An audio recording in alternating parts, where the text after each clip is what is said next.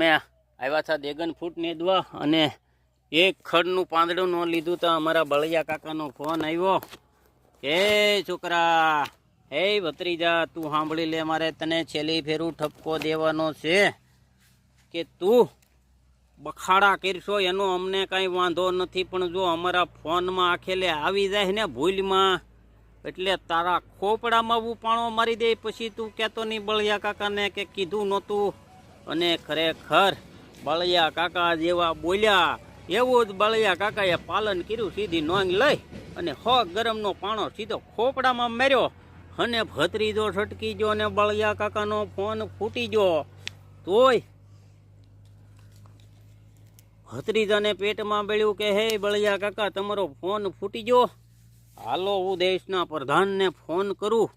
હે દેશના પ્રધાન, આજે ભરે ભાદરવે ડુંગળીના